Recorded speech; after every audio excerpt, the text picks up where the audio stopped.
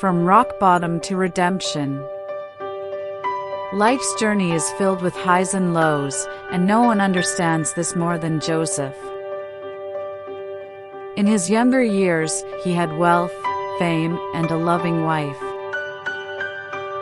But life took a turn. He lost his job,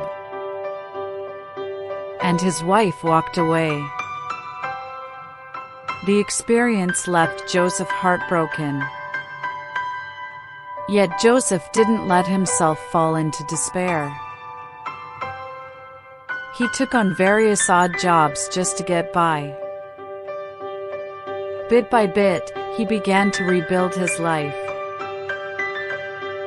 He launched a new business and formed new friendships.